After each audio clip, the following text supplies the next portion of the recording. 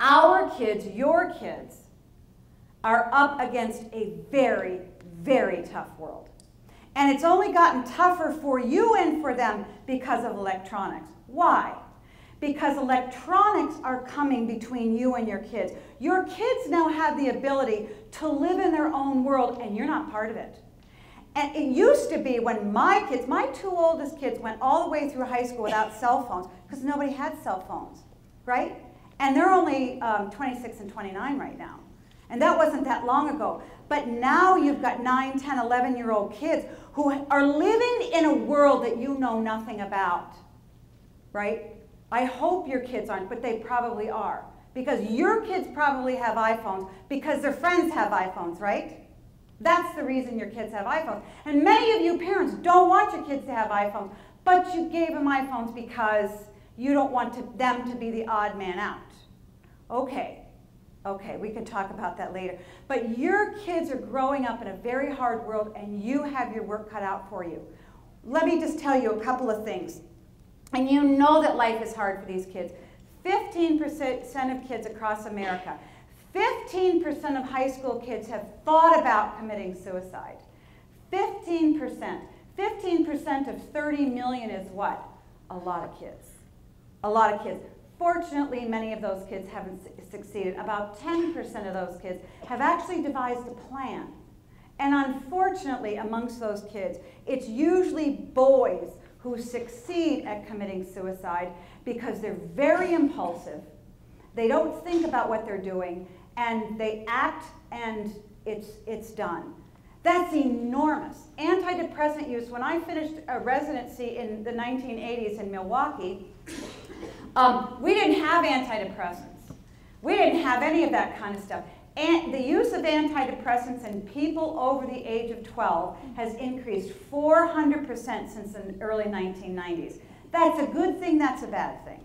All right? It's a good thing because we have treatment and we have help. People say, well, you know, people have always been that depressed. I don't think so.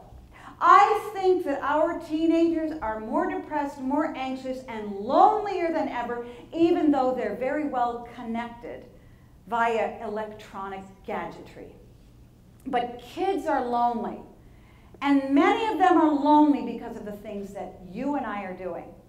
You're going to hear some stuff tonight that you're not going to like very much, because I'm old enough to say it the way it is. There's something about the magical age of 50. Oprah had it right.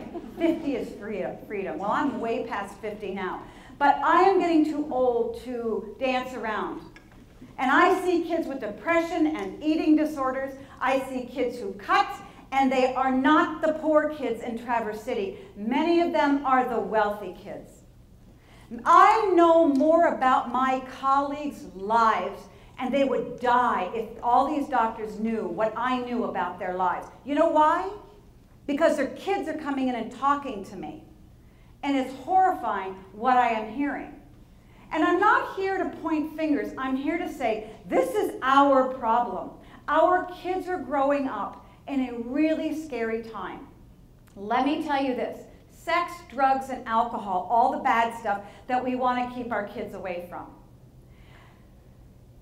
According to the CDC, in 1970, there were 2 sexually transmitted infections, gonorrhea and syphilis.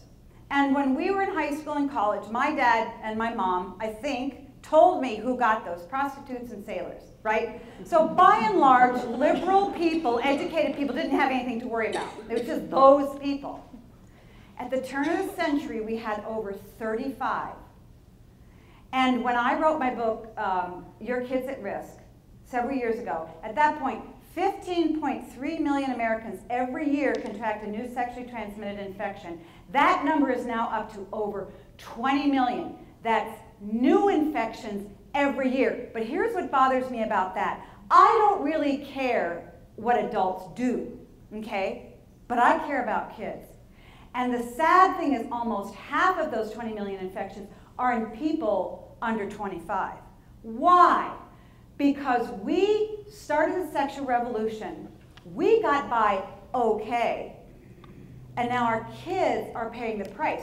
But probably you didn't know those numbers.